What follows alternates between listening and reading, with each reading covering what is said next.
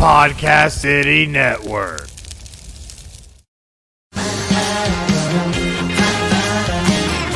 You are listening to The Rip Griffin Show. Make sure to subscribe to the show on all the major podcast platforms. Here's your host, Rip Griffin. Hey, what's going on, Astros Nation? Welcome to this very special edition of tonight's episode, World Series edition, on the eve of the third time in 5 years the Astros are going to be in the Fall Classic. Tonight, we're going to be breaking down everything as what the Astros need to do to come away on top and be world champions again. Joining me tonight on this episode is Larry, the GM. Larry, how are you doing today? I'm good. How's everybody doing? We are in the World Series. We can't be doing too bad, Rip. Exactly. It's we are on the eve of the World Series. It doesn't get any better than this. It's one of those things that got the Astros unit. We got the infamous Correa jersey on, Rip.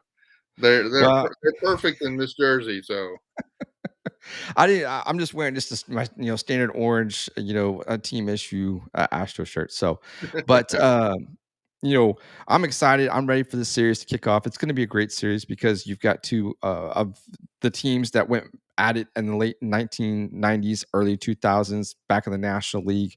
It's going to be a great series. We'll kind of kick off everything and kind of talk about what is going to be in store for the Astros. And like I said, what they need to do to win another World Series title, national title. Well, thinking about college a little bit too soon here, but anyways, one of the things I kind of want to jump on real quick before we get into the preview, World Series preview, is that there's been an issue with the patches. The players are going to be having the patches on their hats, but there's going to be no patches on their jerseys. What do you think about that? Is that something that does it take away the feel of the World Series if there's no patch on the jersey? They can do whatever they want, Rip. We're gonna be in the World Series. There's gonna be World Series emblems on the field. There's gonna be all the hoopla of the World Series. If there's no patch on their jersey, there's no patch on the jersey. Although I read somewhere on Twitter, there's patches in the store.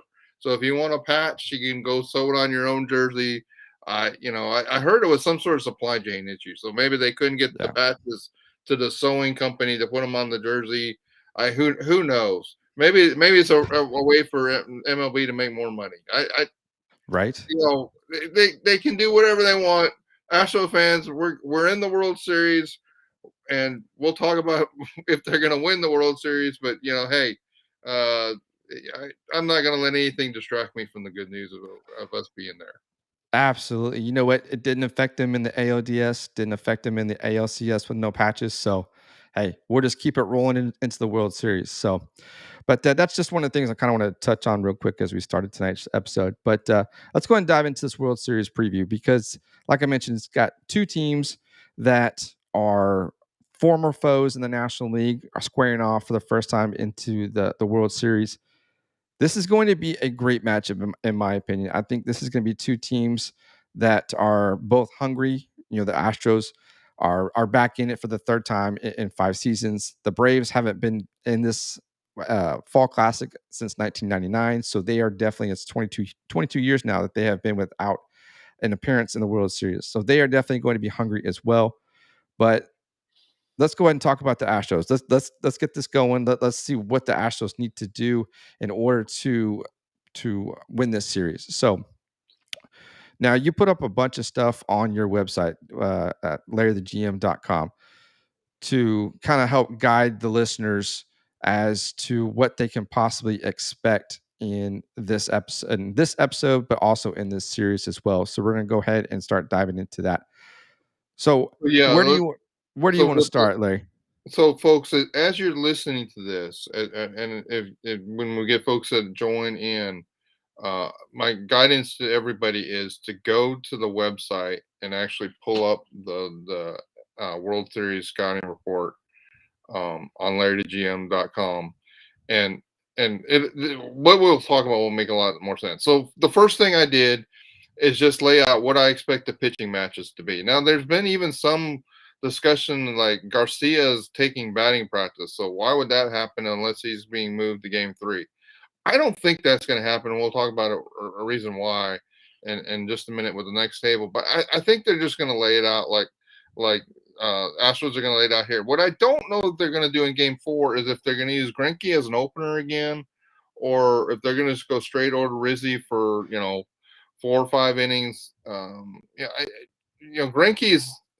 Greinke would be an interesting option as an opener, and maybe get 2 innings out of him, and he'll get in that bat. Greinke will love being able to bat. So, I think that's a possibility. My personal view is I would open with Greinke, and then Odorizzi take the bulk, and then by that, hopefully, if you get through that, you're in the 5th or 6th inning, and then you turn it over to bullpen. I expect the bullpen is going to get some heavy usage, mainly because I don't expect your Urquidy or Garcia necessarily to last, past 5 innings. Some of that from an offensive standpoint, they're not going to want those pitchers to bat. But also I think there's going to be some close games here. So, Right. so on the Braves side, let's talk about who the Braves pitchers are for people that don't know. Charlie Morton, Max Fried, Ian Anderson, and Drew Smiley. I think some of us should be familiar with Drew Smiley, right? Because I think he was here a few years ago. Maybe I'm wrong And, about that, but but you definitely can't forget. Astros fans are familiar with Charlie Morton as well. yeah, everybody knows Charlie Morton, right? So hey, those guys, and we'll get into some of the stats. They're really good.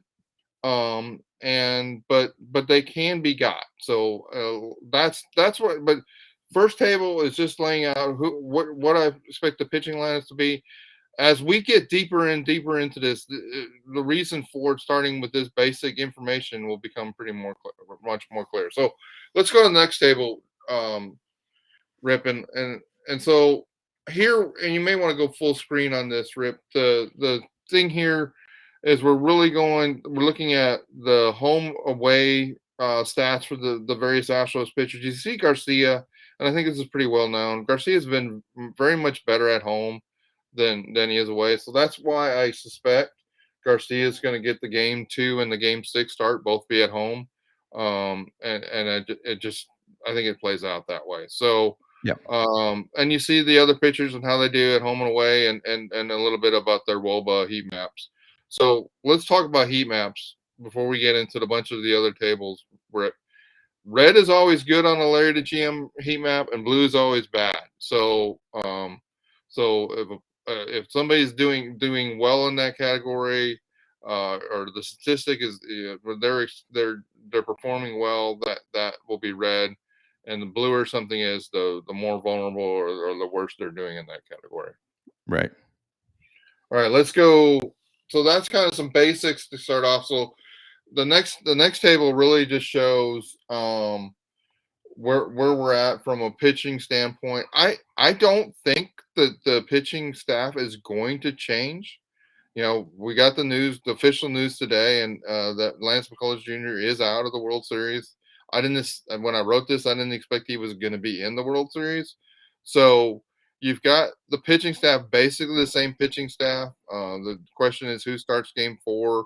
In my view, I think it'll be Greinke, but I can see the Astros choosing to go with Odorizzi out of the box. So you see the statistics there for the Astros. One of the things I wrote in this article, I really want to emphasize with folks, because Rip, I've kind of isolated myself from too much MLB Network and a lot of some of the other talking heads, because I've just gotten to the point where I get so tired of them gaslighting negativity about my Astros. So there's going to be a lot of talk about how hot and how great the Braves have been in the last 2 weeks, and they have been. They beat the Dodgers, right?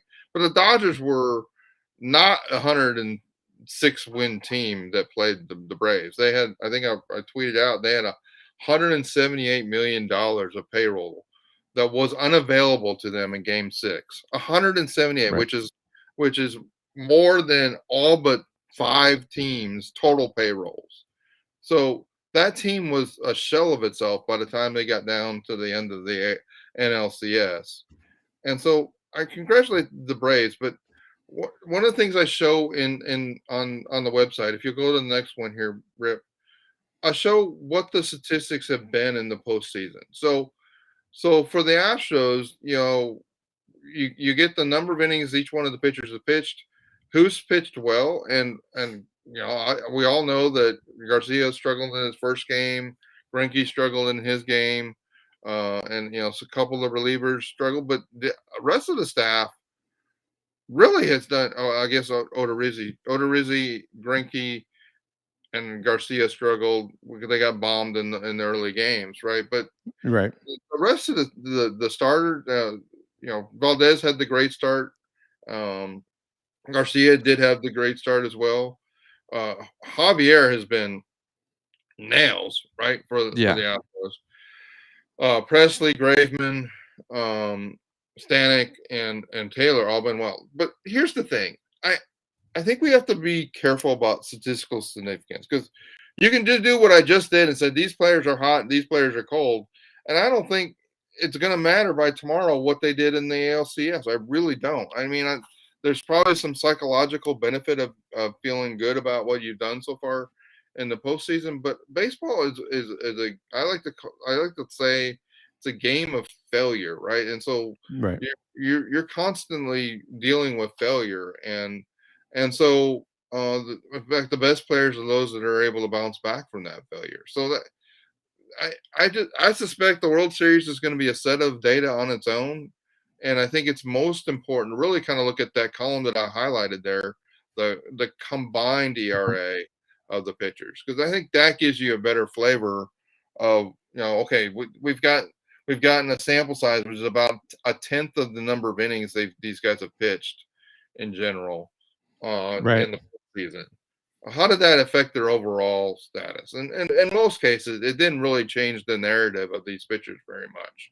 And I think that's the way to really understand it. And I did that for our pitchers. I did that for the Braves pitchers.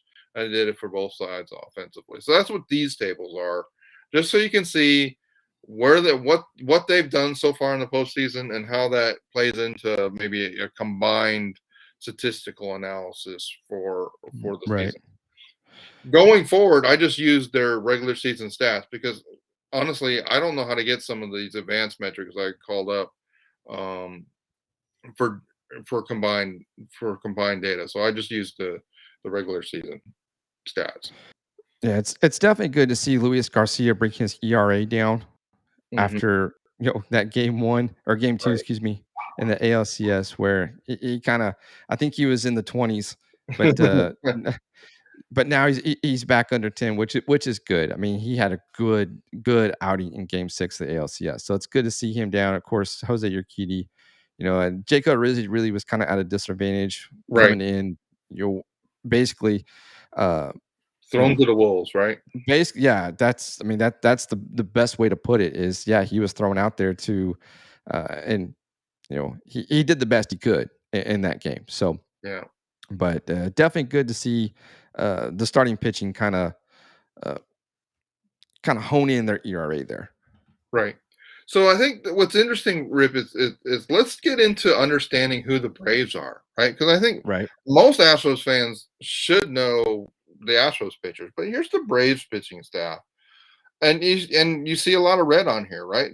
Their staff is really good, but Mhm. what's interesting about this, if you compare the red versus red, some of the shades of red for the Astros are deeper red, but Right. we've got pitchers like Graveman that are just incredible keep going back one more versus right-handed Right. hitters. Yeah. That's that column right there. Graveman is one of the best in the entire league versus right-handed hitters, but he's not really that good versus left-handed hitters, and that has lots of consequences that play out during a game that people don't understand that. So, but go look at now. Let's go to the Brave staff. They're they're good both ways, but they're not excellent both ways, right? In fact, Right. a lot of these pitchers have reverse splits, meaning Charlie Morton there is better versus a left-hander than he is versus a right-hander, and that has somewhat to do with the pitches he throws, right? And but you go down this list, I think every starter has a reverse split, which is it's just fascinating to me as an Astros fan because I've been dealing with the Astros platoon splits and all their pitchers. A lot of and it also explains why in NLCS Game 6, Seneca was not afraid to throw his lefty relievers out there and pull. I guess he pulled Jackson, if I remember right, pulled Jackson out and put Maciek in. And I'm like, what the Yeah. heck is he doing? They got nothing but righties coming up. And he's like, I don't care. Tyler Maciek's great against lefty, great against righties hitters. And there you see it right there. It's like, oh my gosh, he's better than Luke Jackson. This is something that's hard for me looking at the Astros statistics. Our lefties are good against lefties. Our righties are great against righties. And only Presley is able to go great against both, right? And so Right. we have to play a lot more carefully through the matchups than I think the Braves do. And so one thing to learn about this is like, hey, this is going to be an interesting series because when they bring a reliever in, don't fall back to that okay, well, it's a lefty versus lefty setup here. I think what you got to do, and if I get some time, but as the series goes on, I'll expand the tables I had at the end of this article, and I'll do the same for the relief pitchers, so maybe we can understand their pitch selection versus the Astros hitters, and maybe we'll understand more of that. The Right. other thing is here a couple things. So the Braves, you only use 12 pitchers in the NLDS.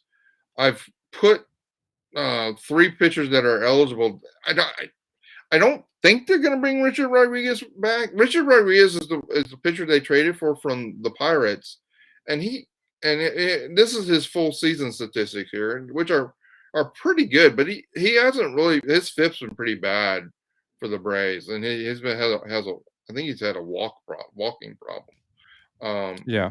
People on base. So Now he was one that was possibly the Astros might have been right, looking at one point. correct. So it's just interesting to see how he wasn't even on their NLDS roster, which they chose to bring in a rookie, Dylan Lee, and of course Dylan's only got 2 innings here, so this is a really insignificant. But so this is the Brave staff.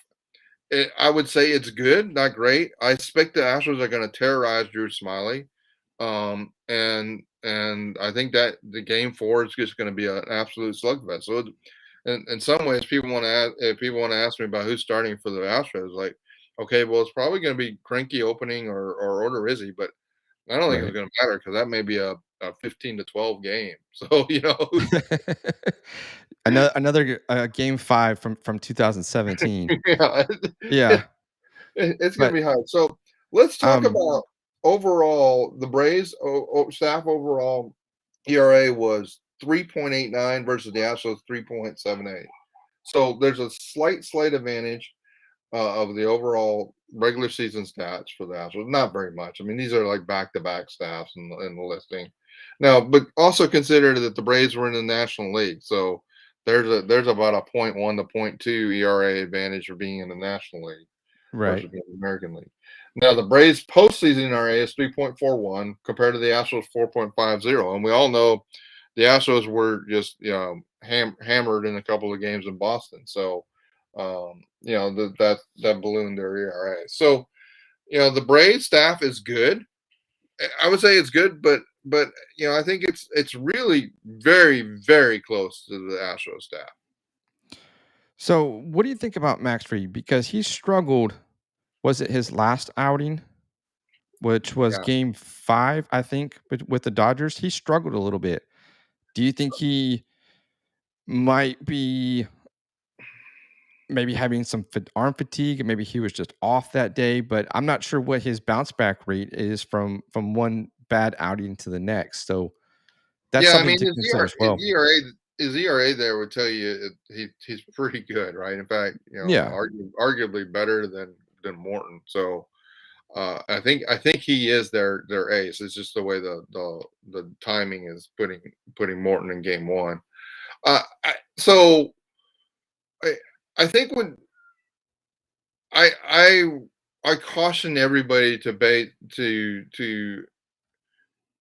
we're able to understand how good the Astros pitching is because we've seen them all year, right? And Right. I don't have that background with all the Braves pitching. So I'm just going to say, I mean, Max Fried looks like a pretty darn good pitcher, and it looks like he's going to be really hard against the righties.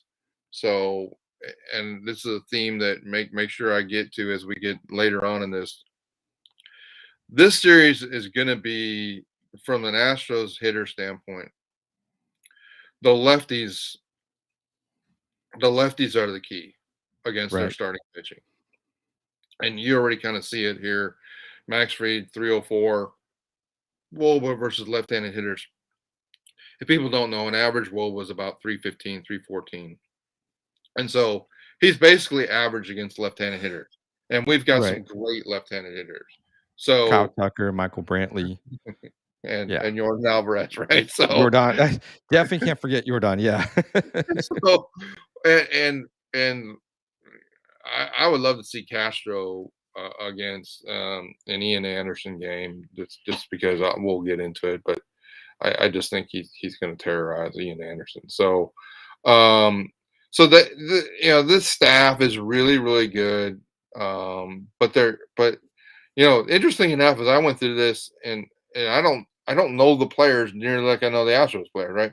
I'm like, Right. Jesse Chavez is the one I'm scared about. Like, look at this. He's the deepest red of any of them, and he's good both ways. And his ERA is 2.14. His fifth's the lowest on the staff. Like, oh my gosh, when Jesse Chavez comes in, I don't want to watch that inning because it's probably gonna be strikeout city or no runs that inning. So I think also what Seneca used a lot of this staff pretty heavily during their series. So they're not afraid to go to this bullpen, and it's a really good. I mean, it's a really good bullpen, and Yeah. so that's the way it looks like. So we can look at their postseason stats, but again, sample sizes. I don't know that it tells us much. Next table, there, Rip. Okay. There we go. Yeah, so they, as I said, they've pitched pretty well. You can see again, one of the things interesting here is look how much they have relied upon their top three pitchers, right? Drew Yeah. Smiley's only, I guess, I don't know if that's one game or two. I thought about putting games in this table so it would help me, but Drew Smiley's not done much for them. You see the reliance on a lot of their bullpen, and the one's interesting, Jacob Webb. They've been afraid to use Jacob Webb, and he's been with good measure. He's done pretty poorly. Right. And so they've got Chris Martin here. They've gone to 2 innings with him. And this is over both the DS and the CS, right? So they've been really relying on the top three starting pitchers, then Will Smith, Luke Jackson, Tyler Matchek, and AJ Minter. Basically, the guys you saw in the last 2 games, that's the guys they've been relying on. And Luke Jackson, he didn't even make it out of that Yeah, one inning where they actually had to bring in Tyler Matzik because right. he just was struggling so much. And He's maybe not been good. yeah, It's the lefties. Their lefties out of the bullpen are the ones that have been. I mean, look at the table. Like Will yeah, Smith, Tyler Matchik, AJ Minter in the bullpen. Those are the ones that have been. They've relied on their lefties in the bullpen, and it's kind of a hard concept for Astros fans to really get hold of. yeah. But that's who they are. That's what they've done, and they're good both ways. Yeah, surprisingly, they haven't gone too much to Chris Martin in that NLCS, which was, I think he was kind of one of their. I mean, of course, he's one of their good bid, middle relievers, but they didn't really go to him too much. So Yeah, wasn't he good last year? I mean, yeah, with he was. 60-game season. So I thought didn't they trade for him last year? They That did. they came to Rangers. So Yes. that I mean, that's the staff, and you may think, oh my gosh, there's no way the Astros are going to beat that. Well, hang on, we'll get to the Astros. We're not Let's there not yet. forget how good the Astros are. Okay. Okay, let's do the same game we did before, and you're gonna want to try to blow the people. If you're looking online, you're gonna struggle to see this. But what Larry There the we go. GM likes to do here is go matchup. So I did game 1 starter, game 2 starter, compared them, rated. I did it like in a boxing round score kind of thing, and really what it says, as good as when we just talked about the great Atlanta bullpen. Right. Tyler Maschek's an advantage over Stanek, but I still think Presley and Graveman are an advantage for the Astros. I think Rayleigh and Webb are neck and neck. Minter's a little bit of advantage. Chavez is a huge advantage. I think so. The two. So I don't really see, and maybe I don't understand what they're doing, and maybe this is where they'll bring a Richard Rodriguez or a Toussaint in, or Spencer Strider. I don't see where their long relief comes in. I just think they don't think they need it with their starters and their bullpen. Right. But basically, we got Christian Javier. They got Chris Martin, who they're only we just talked about. They only had 2 innings of Chris Martin, and so far in the postseason, we've got Zach Greinke, and they've got a rookie. I mean, you one of the two polar opposites of these two teams. It's Zach Greinke, old man, right? And, and they're using Dylan Lee, who's got 2 innings to his. Wow. So I think there's a huge gulf in the ability of these two teams. If it turns into slugfest, I don't know what Atlanta's going to do. And they only ride with 12 pitchers. I think they're going to add a 13th. We'll see. I don't know which one it's going to be, and maybe it's not even one I had listed in the table. If not, I'll adjust the table. But to me, the starting matchups are just they're really, really close. You may say, Right. Larry, you're giving the Astros pitchers too much credit. Okay, maybe I am. I just know our Astros pitchers. But it's really close, and I think Drew Smiley is the weakest link of all the pitching, starting pitching. So,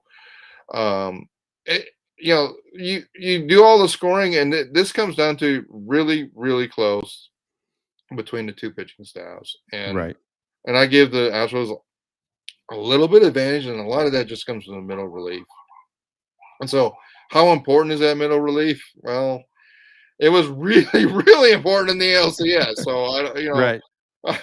I don't know. It's one of those things we'll look back. Maybe we'll do the post-mortem on the World Series. Well, that middle relief didn't matter one bit, and that's why the Braves won. They just rode their 3 starters to the World Series championship.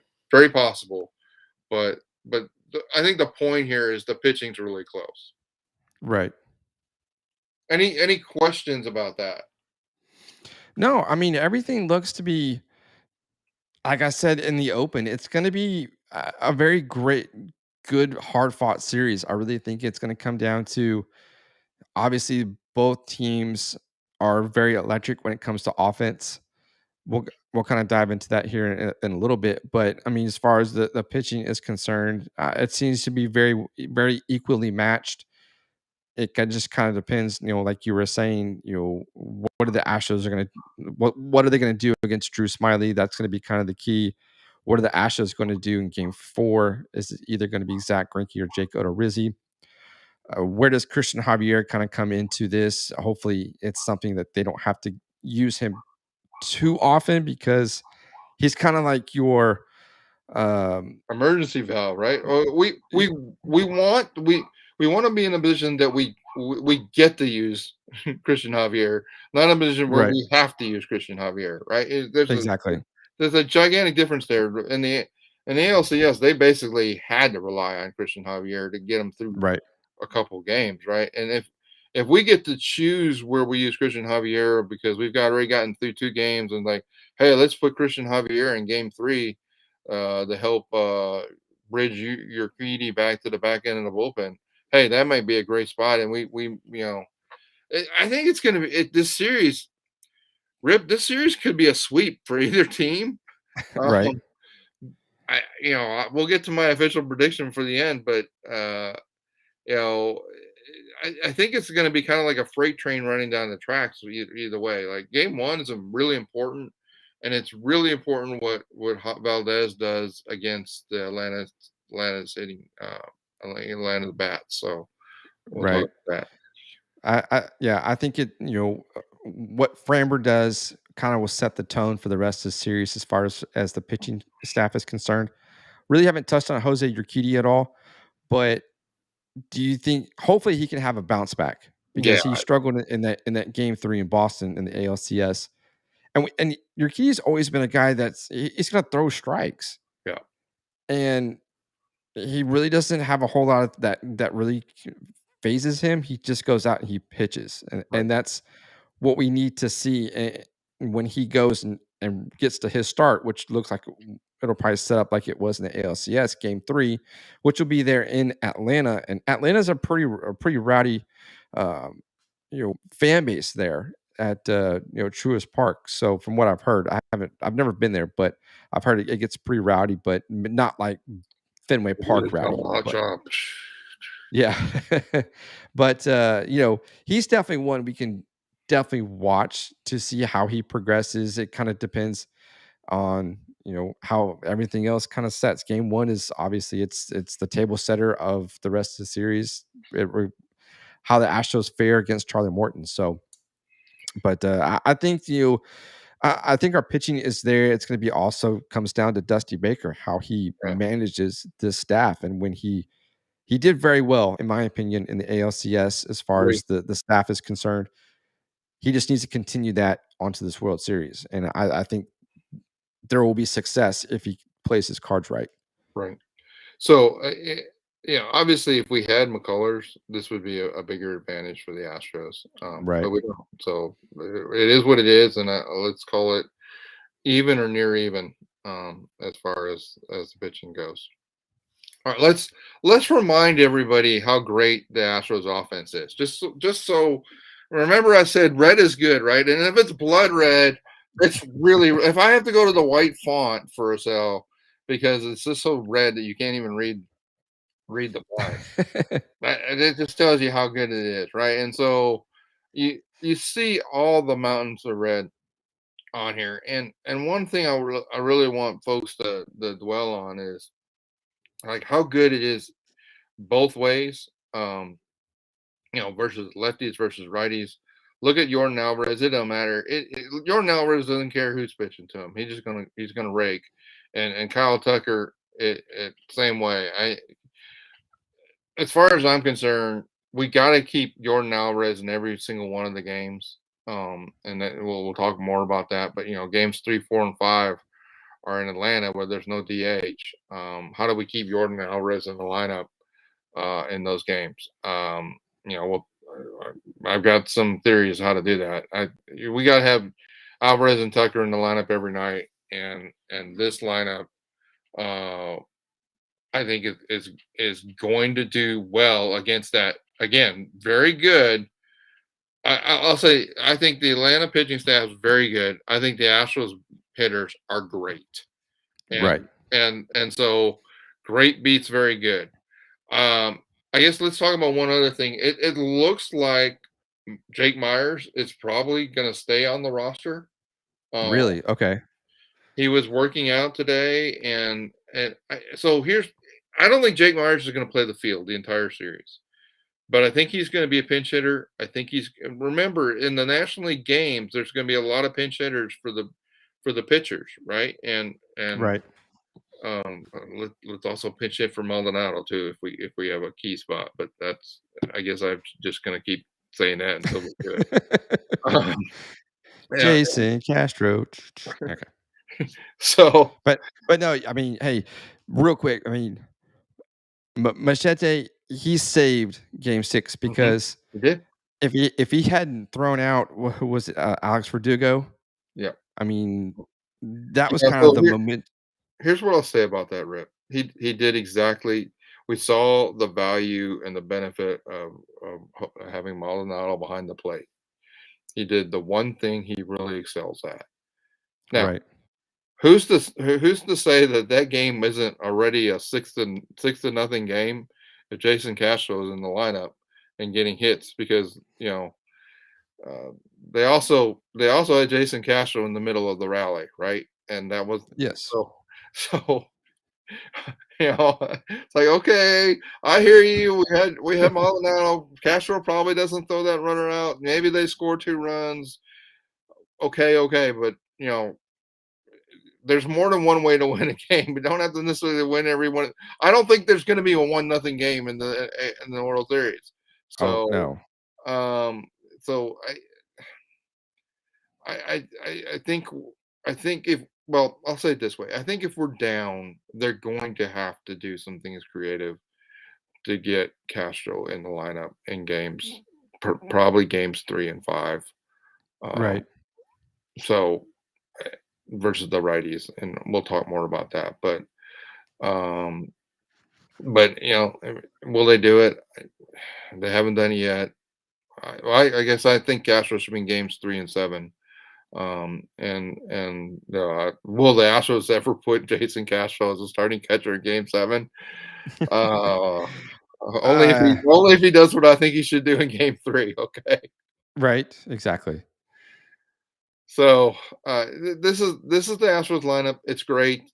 If you will tell your grandkids about this lineup, Rip, because you'll harken back to the days where you got to watch Jose Altuve, Carlos Correa, Yuli Gurriel, and Alex Bregman in the infield together, and they're just going to be in awe that you got to see 2 or 3 Hall of Famers play together at the same time. It's like Right. how's that possible, Grandpa Rip? You know, why were you so lucky as a baseball fan? That's the way R- we should think about this lineup. Okay, this right. lineup is amazing, and Kyle Tucker is a budding superstar that the entire league is going to just have to deal with for the next decade, and it's just incredible to see what happens. So I You know, think they're going to keep back to the Myers thing. I think they'll keep Myers on the roster as a pinch hitter. I think they're going to use Siri in the outfield a couple times, but let's jump to the next slide or the next thing, because Siri hasn't done well in the postseason, guys, and okay, part of the issue here is that how it's been 8 plate appearances, but that's 8 versus 49, right? So we don't right. have a big sample size with Jose Siri, so we don't really know what kind of player Jose Siri really is, and so um, yeah, but there's a couple things Jose Siri does really well, and I think we'll talk about those before we're done. I think I start him at least in one game, um, and I'll tell you why before we're done. But Jordan Alvarez and Kyle Tucker are smoking hot. Yeah. What I'll say about this is when the statistics are in line with the regular season performance. I mean, to me, Kyle Tucker is just continuing his season, right? He's had a 935 OPS in the postseason. Well, he had a what was it? 917 in the regular season. He raised his OPS with 1 point over in the combined. So it's just like Right. these guys are just good. And Alvarez's regular season was 877, and he's been so hot he's raised it up to 907. So it's consistent with who they are, right? Right. And Correa has been the same batter in the postseason he was in the regular season. Basically, a lot of the batters are basically what they've been in the regular season, with the exception of Brantley. And I think we're going to find out at the end of the season that Brantley's hurt. Right. So that's what's going on there. So there's your Astros. Just in case you forgot, your Astros offense is great. Let me just Yes. put it that way. So, you kind of mentioned Jordan Alvarez as far as playing in the National League. So I kind of want to touch on this because this is going to be something that's going to be that we're going to watch because there is no DH in the National League. Obviously, we know that. Maybe this might be the last season that Yeah. this is actually in place. So games 1 and 2 obviously are in Houston. So there's the DH, which means Jordan will either play in left field or he'll DH. Now the thing is, when they jump to and go to Atlanta, when everything flips over. Now the dimensions at Truist Park have, I believe, the left field is I think one of the deepest left fields in baseball, maybe top 5. So there's a lot of room in that particular area of the field. Now, how would you kind of slot Jordan into the lineup? Because you still have Michael Brantley that can play left field and that can possibly cover that area. You still need Kyle Tucker in the lineup. You don't know what's going to happen in center field. So, how does the outfield kind of take shape when the team everything flips over to Atlanta? So this isn't one of the last tables in this, but let me Okay. I'll just summarize. Let's summarize here, and then I'll explain how we get there before we're done. Okay. So there's my answer, Rip, and there's the answer I expect the Astros to do. Okay.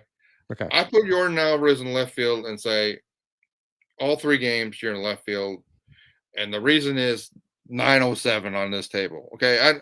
To me it doesn't it matters. He may cause the Astros to lose a run. Having his bat out of the lineup, or 2 runs, or even 3, having his bat out of the lineup is worth a lot more than that. And just Right. just put him in. And a part of the answer also has to be, where do we sit at the end of 2 games? The 2 games in Houston. If we're 0-2, man, I'm throwing Jordan Alvarez in the outfield, and I'm not looking back. If we're Yeah. up 2-0, okay, maybe then you say, all right, let's not take any chances. Let's just keep it calm and figure it out. Jordan Alvarez is going to play the outfield in Atlanta. Right. The question is he going to play outfield 1 game, 2 games, or all 3? I say he's going to play outfield all 3. I Okay. think the Astros will have him play the outfield 2 of the 3. And I think they will have him sit in game 5. Partly because they're going to be worried about his knees. I'm worried about that too. But Alvarez hasn't been a horrific outfielder. I mean, he hasn't been great, but he hasn't been horrific. So Right. I'm just not willing to give up the. So Jordan Alvarez on my defensive table, -2 defensive runs saved. Now he doesn't have a lot of innings in there, but just so you know, Soler is just as bad in outfield, bad defensively. So what are the Braves going to do about Soler? Because he's going to be their DH in the American League. I guarantee, I'm pretty sure of that. So Yeah. so Even though he hasn't played very much. he hasn't because he's the National League and they can't play him because Yeah, that's he's true. so bad defensively. So it's full circle, right? So Right. that's so this I believe that's what's going to happen, but the answer is a little more complicated than that. So let's press forward. I know this is probably going to feel long, folks, but let's talk about the Braves offense. So number one, before we do that, let me say this: your Astros had a 784 OPS in the regular season. The Braves had a 754. Okay, just so we're clear, the Astros offense significantly better than the Braves offense. 30 points of OPS is significant. Okay. Now in the postseason, your Astros were even better than they were in the regular season. They've been 797. Okay, but again, statistical significance, is that's significant or not?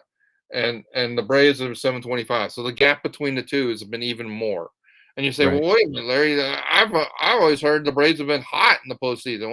What are you talking about? Well, okay, we'll get there in a minute. But here's the Braves offense. Now, there's some red, but Rip, would you say that this table is significantly less red than the Astros table? Oh, for sure.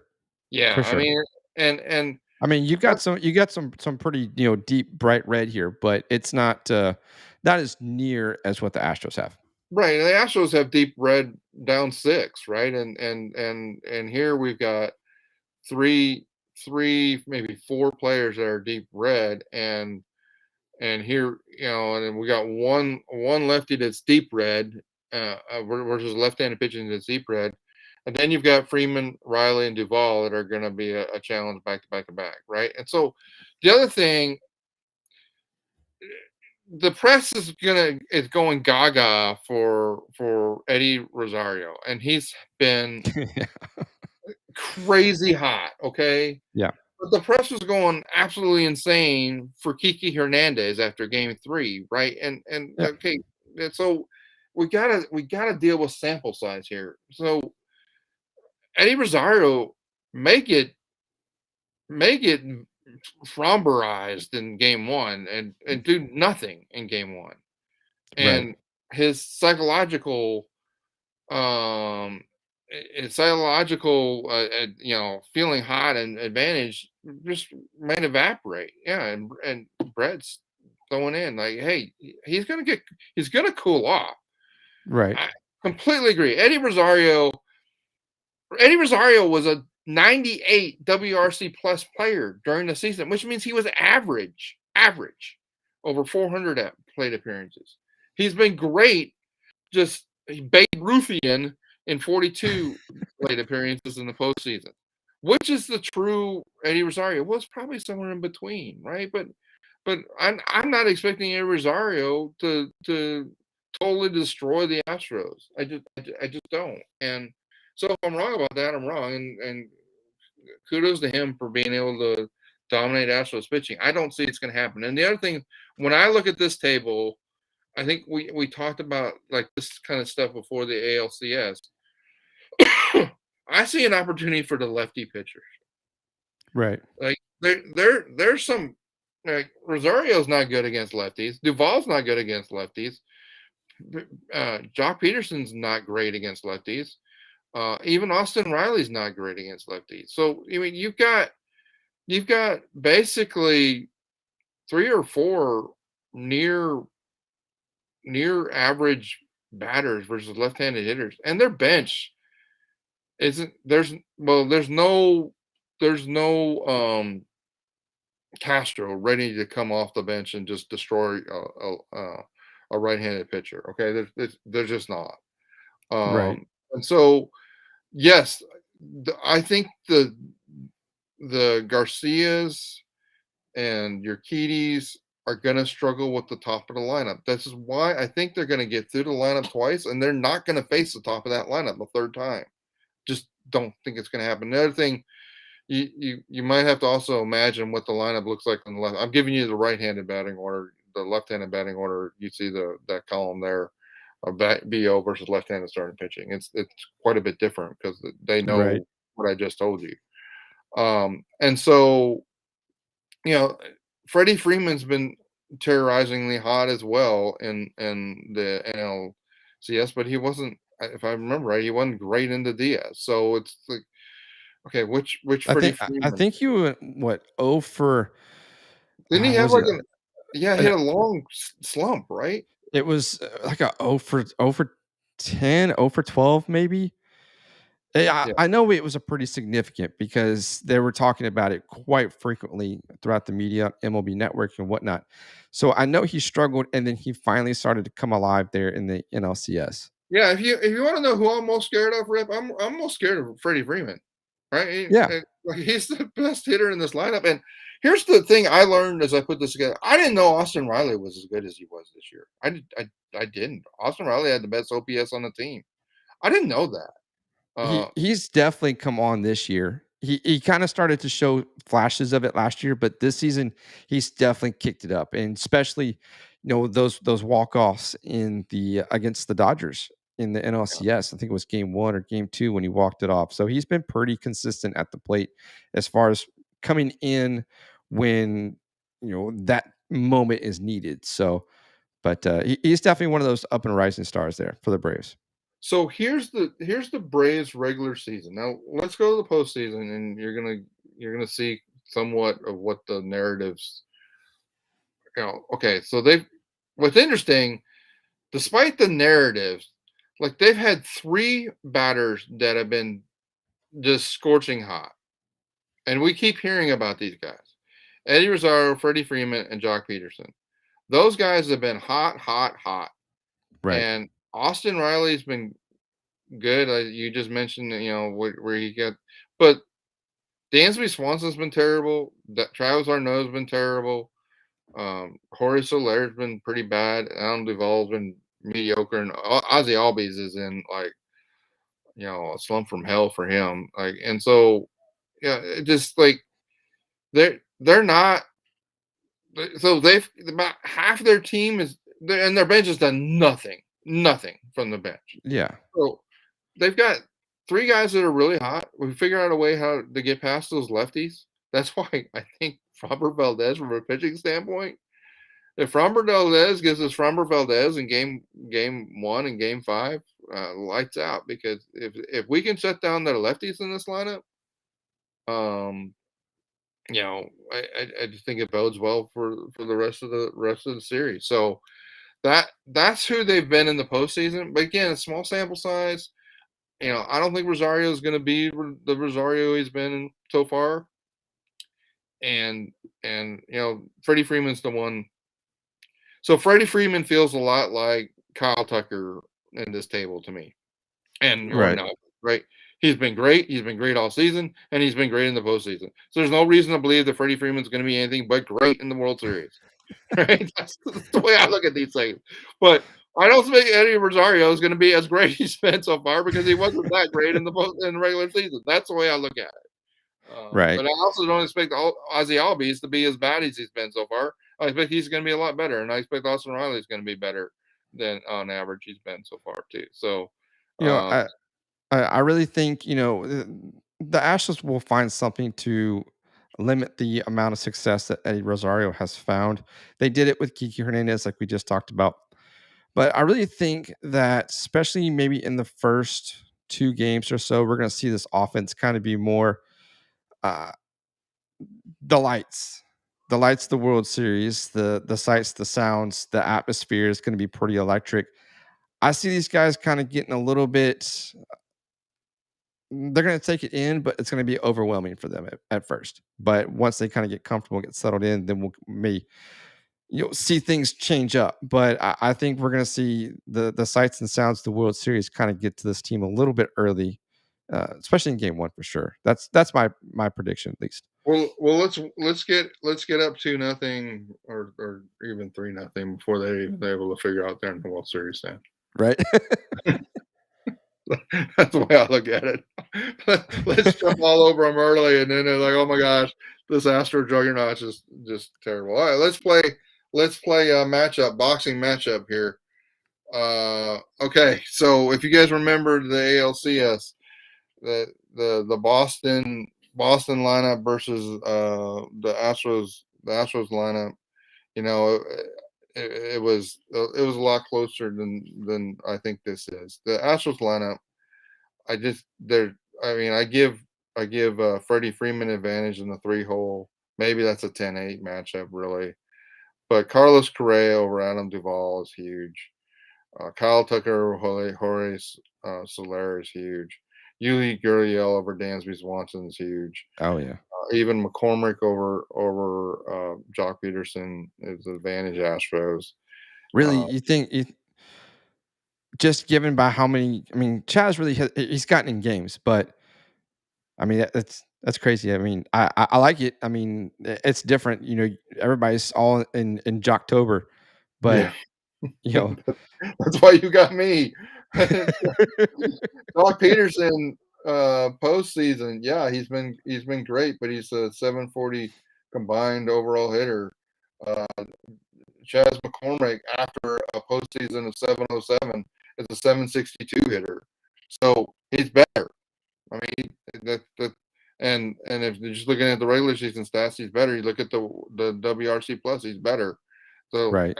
This is comparing 1 versus 1, 2 versus 2 in the order, in the batting order. Okay, and so we'll go position by position here in a minute. But so real quick, we've got a special guest coming in to the show tonight. You might recognize him. It's H-Town Wheelhouse himself. H-Town Wheelhouse is coming in, the master. Hey, buddy. Oh man, what's up, man? How's it going? Good. How are you? Man, doing good, Larry. I was interested in what you had going on because um I popped in right when you said, "Well, the Braves aren't really that hot." And I was like, "Yes. Yes, finally someone who is talking sense about the Braves." I know it, like you said, Eddie Rosario is hitting the cover off the ball, and good for him.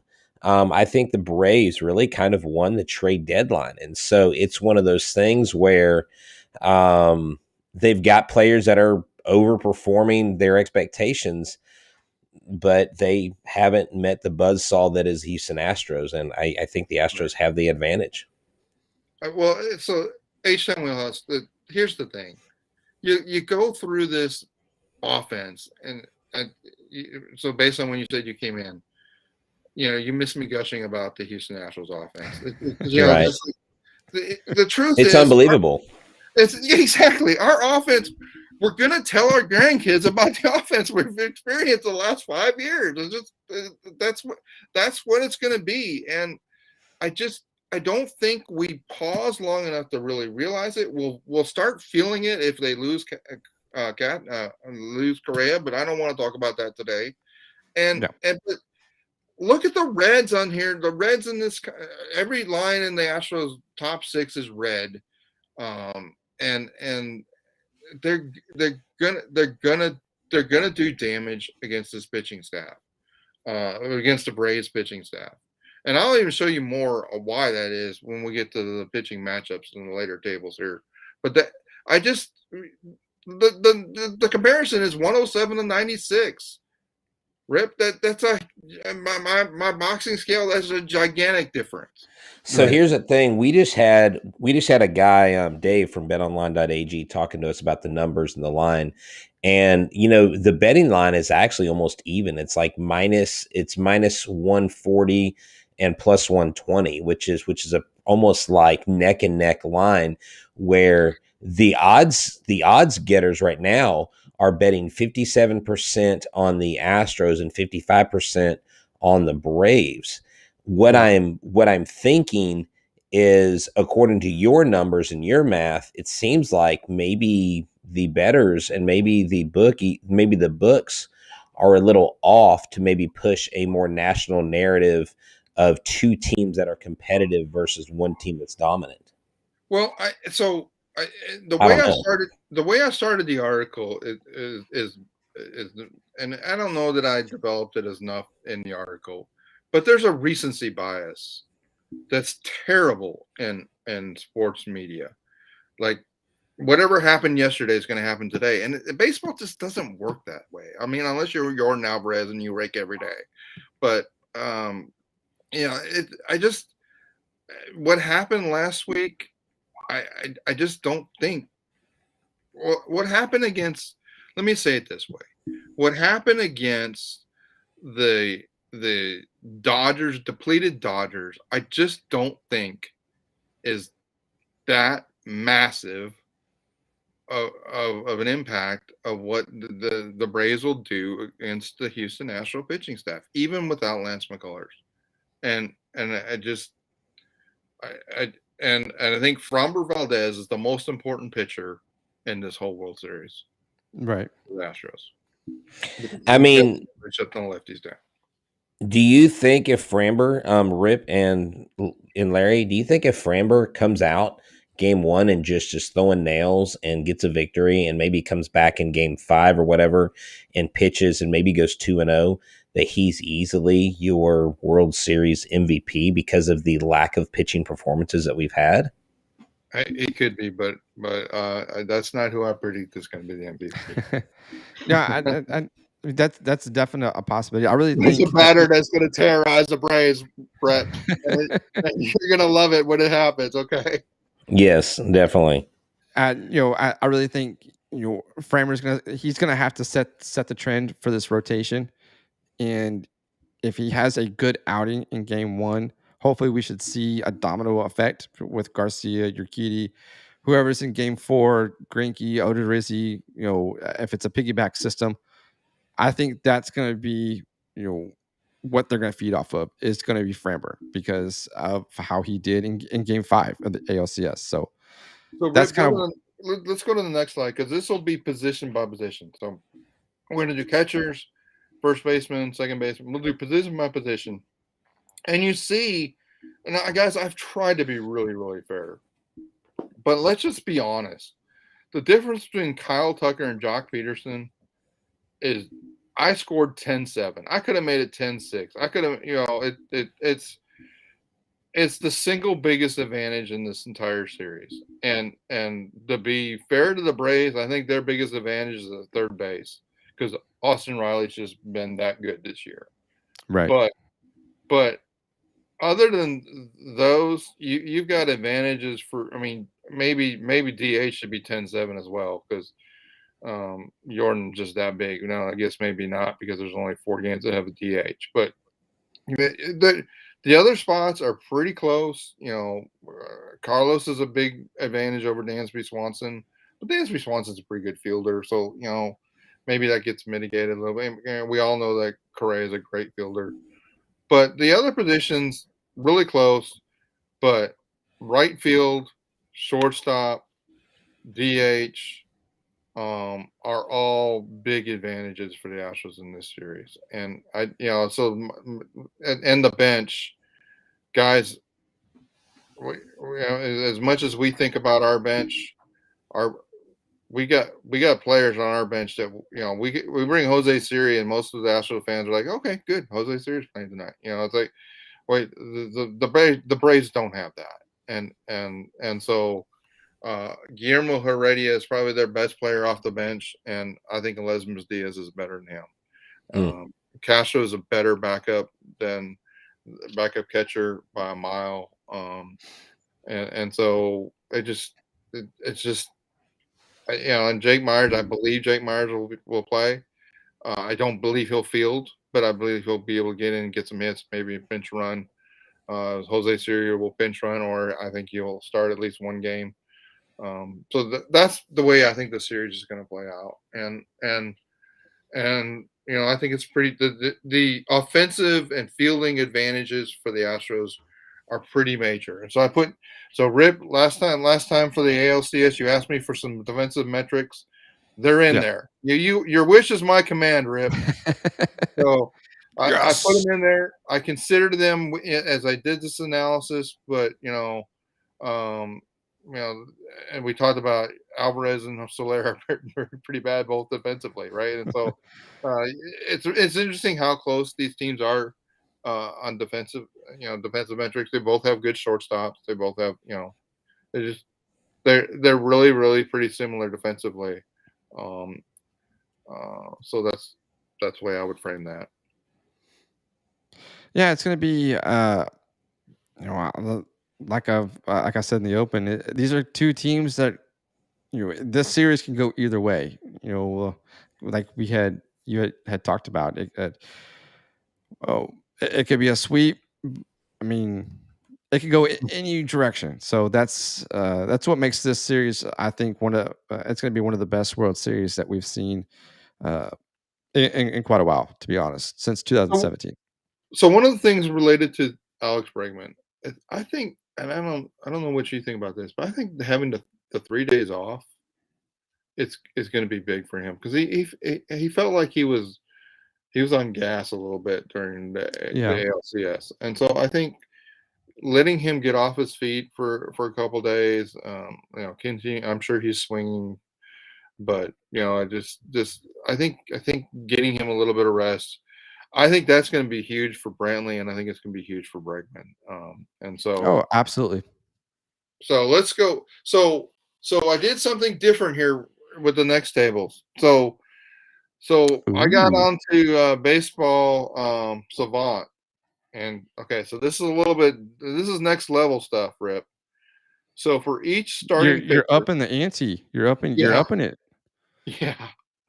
Spent a lot of time on these, okay? And I'm pretty proud of them.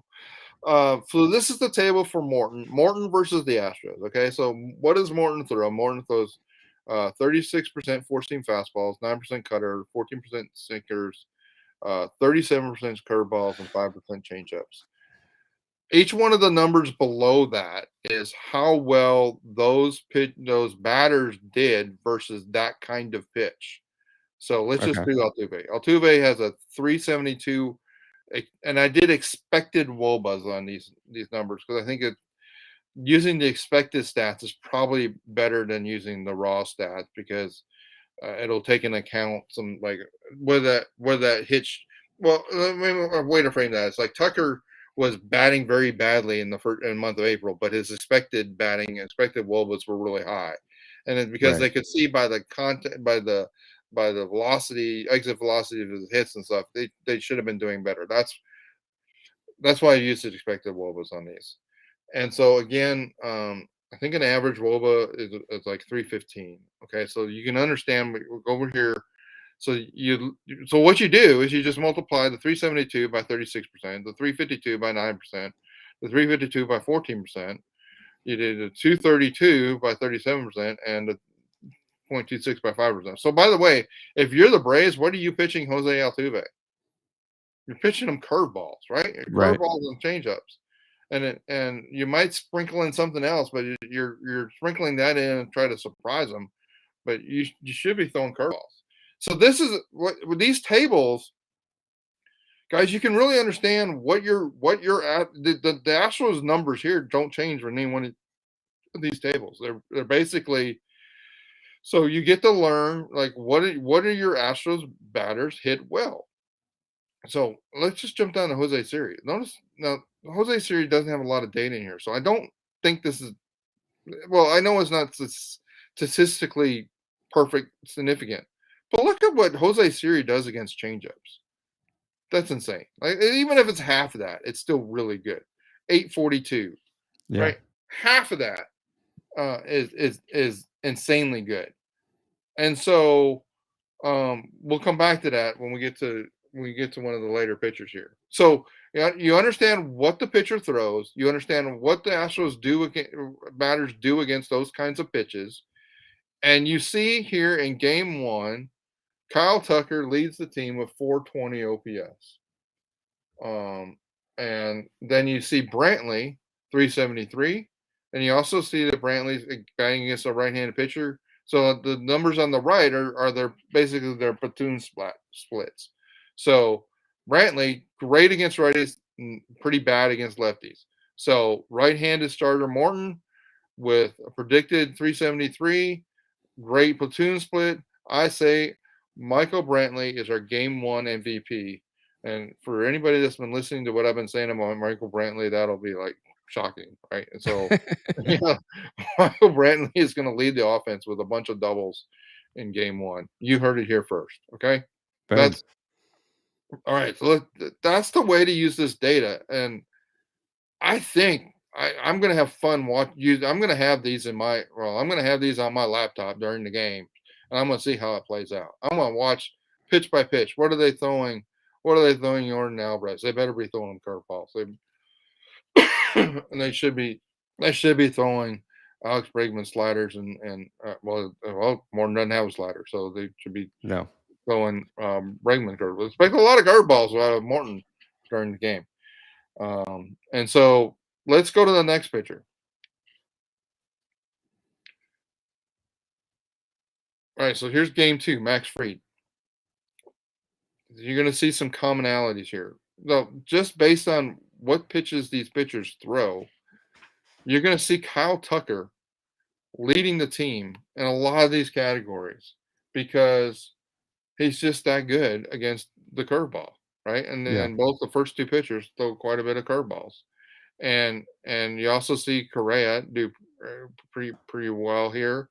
And okay, it's the same. There's a theme here, guys. It's Brantley, Alvarez, and Tucker.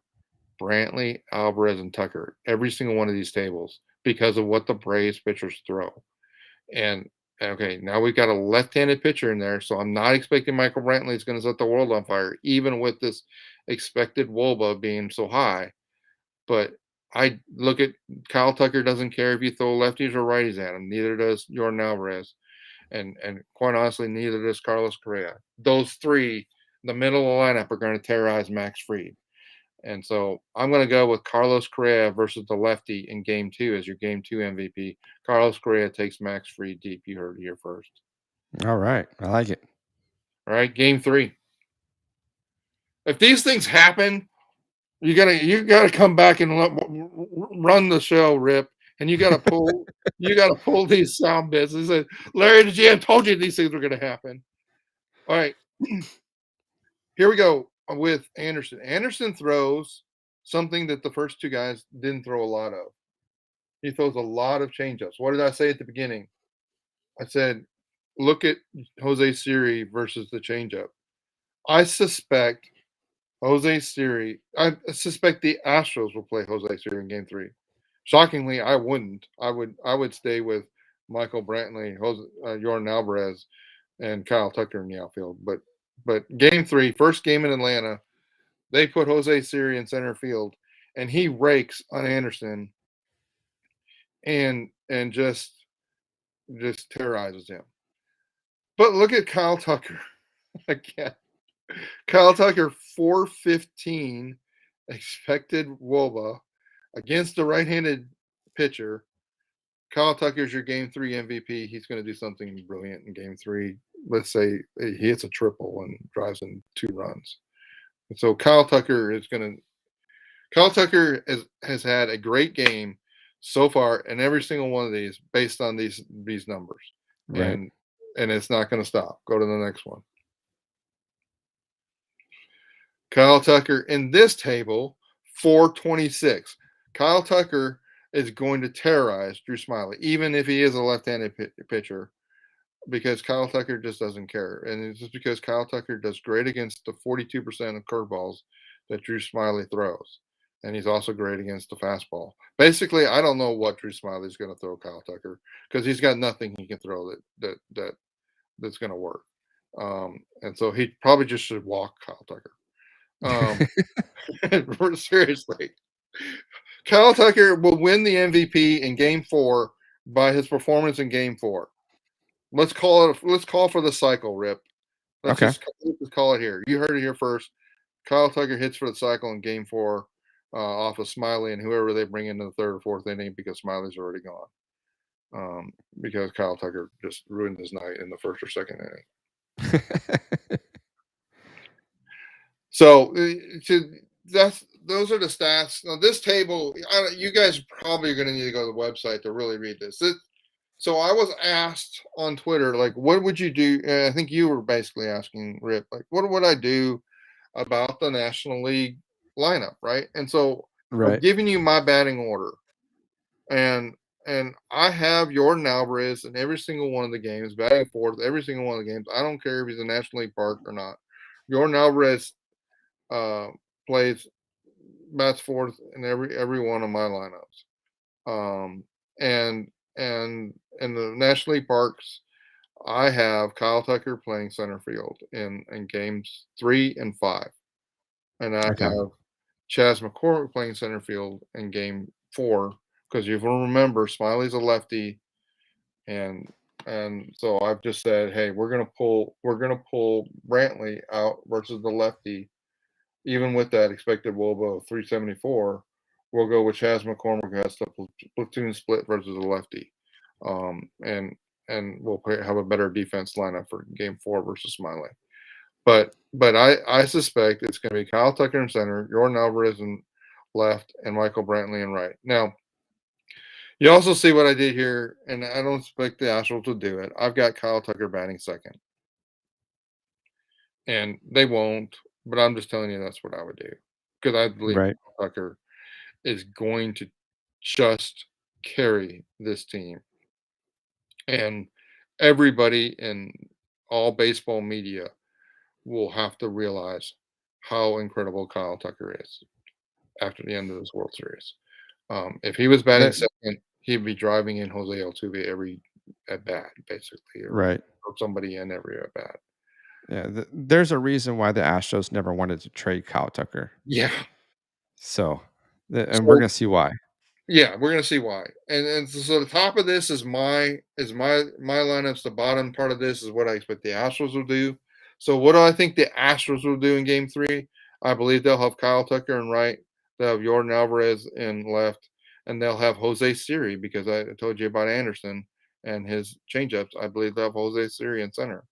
And Michael Brantley will sit in that game. I believe they'll have Kyle Tucker and Jordan Alvarez and Chas McCormick in game 4. So Michael Brantley is going to be a key pinch hitter off the bench in games 3 and 4. He will play in game 5 with Kyle Tucker. Michael Brantley will be left, Kyle Tucker on right, and Chas McCormick in center. And then it'll be Jordan Alvarez that'll be coming off the bench. Now, I don't think they will actually do that in game 5 if they're down 4-0 or down 3-1, 1-3. I think they'll do something. Maybe they'll actually do the Larry the GM lineup in that case. But I just if they're up 3-1, that's what they'll do in game 5. They'll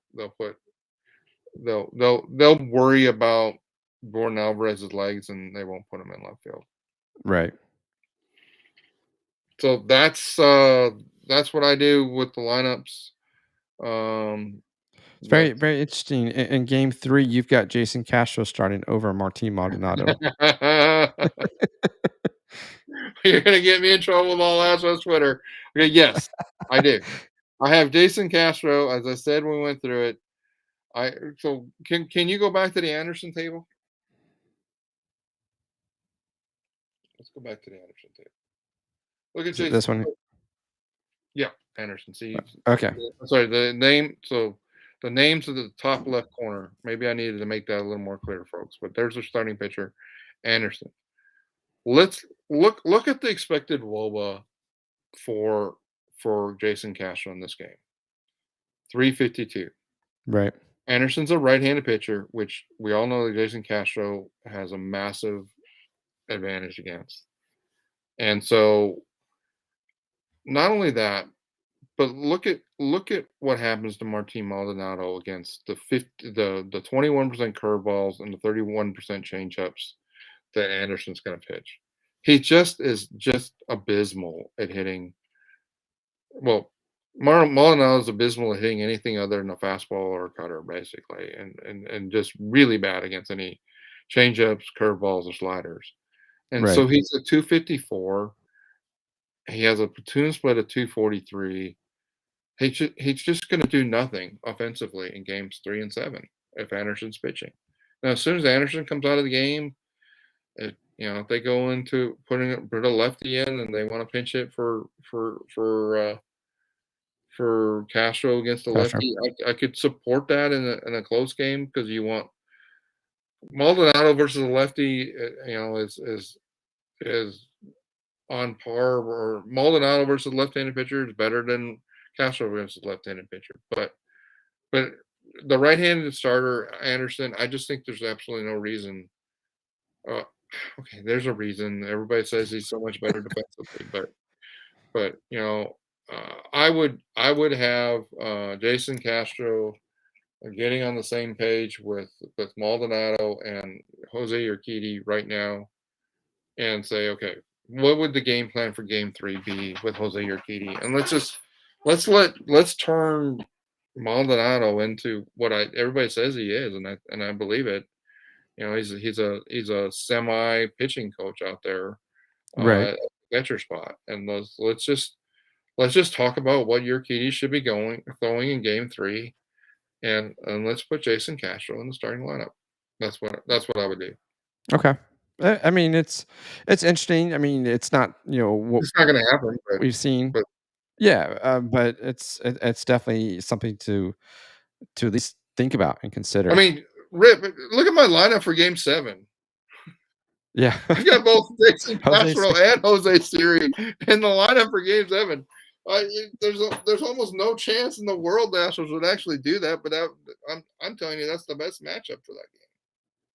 Right. Because unless we get data that says Jose Siri has dropped off dramatically against the changeup, and I suspect the Astros have that. I mean, I suspect the Astros have the ability to put Jose Siri against a pitching machine that throws changeups and see if he's really, really that good or not. I don't, or maybe they have Greinke throwing him changeups or something, and they're like, how good is this guy really against a changeup? Is it just a mirage so far? I don't know, but that's the way I would do it. That's that's my answer to that question. You asked me about one game, and I'm giving you the answer for all 7. So Okay. there you Well, go. there Ask it me is. Twitter. Yeah, Jordan Alvarez being playing left field in games 3 through 5 there in the National League Park. So, Yeah, but I yeah, don't. I don't think they'll do it, but that's what I would do. it's interesting to see what how everything kind of plays out going.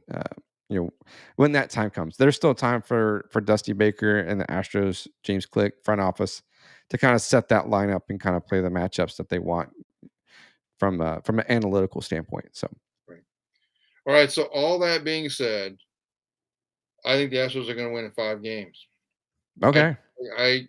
So Rip, if you'll remember when we did the preview for the ALDS, I yeah, told you that I thought the Astros matchup with the White Sox might be the hardest matchup they have the entire way, right. and and so I predicted that series might go. I think I said 7, if I remember right. Then I said Boston in 6. So I was wrong. They won in 6 versus the White Sox. I was right versus Boston when I said they would win in 6.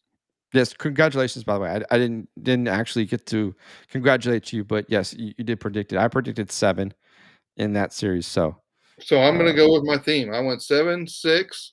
Now it's going to be in 5.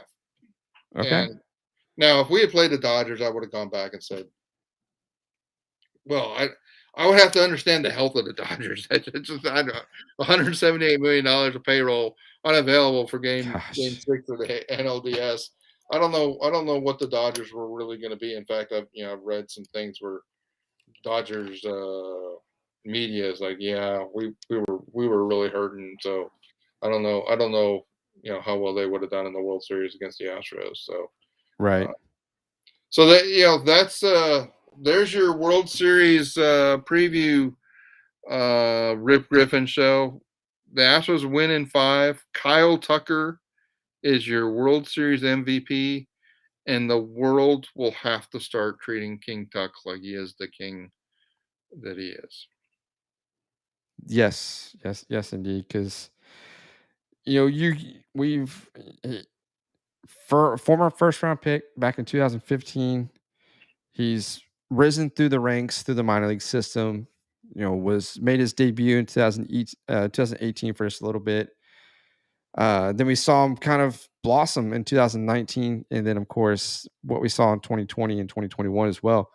He's definitely shown why he was a first round pick, and especially going up against a Braves lineup that, especially pitching wise, he can kind of mow through that, and he'll battle, he'll make these pitchers work. I think, but I still will say this again. He doesn't look like your prototypical power hitter, but as we saw in Game 6, he has the ability to go opposite field like it's nothing. And so, I like the Kyle Tucker pick for the World Series MVP. It's going to be a great matchup, to between these two teams. Like I mentioned, not that I want to continue to kind of go back to that. But I mean, this is going to be a great series. I'm excited for it. Tomorrow night, game 1 kicks off at Minute Maid Park, so I'm excited for everything to kind of start to take place, and it's going to be a great World Series, in my opinion. Yeah, I mean, and why am I so confident in Kyle Tucker? Because the Braves starting pitchers they throw a lot of curveballs, and Kyle Tucker just feasts on curveballs. That's as Yeah, simple as that. And he's great against fastballs, and those are the 2 primary pitches that the Braves staff in general, starting pitchers to throw, and it's his time. It's Kyle Tucker. I think the entire team just needs to adopt that mantra. It's time. It's time. It's Correa's time because we'll talk about the offseason when the offseason gets here. But I mean it's the Astros time. Everything that this team has gone through from 2019 to from the science thing scandal that when it broke, 2020 with no fans in the stands, so they didn't get to hear all the jeers, the boos, and whatnot. And then 2021 with the fans being back in the stands, and the baseball world has not wanted them to succeed, has not wanted them to be in this position that they're in now, but they proved that they belong in this position. And it is time. It is time for them to show the world that you can boo us, you can jeer at us, you can mock us, but we're the ones holding up the commissioner's trophy at the end of the season, and we're Yeah, the so ones also, having the parade in downtown Houston. there you go. So, Rip, I will say this: the Braves are going to be good for a long time. Oh yes, They're missing one of their best players in Acuna, and if Acuna was there, this might be a different story. And yeah, so I expect to see the Braves and a lot of deep runs, and for the next 3 to 5 years, and they're really good, and they've got several of those young players signed a really favorable contract, so they're going to be able to continue to get some pitching in. They've got a lot of pitching in the minor leagues as well. They're going to be really good for really long.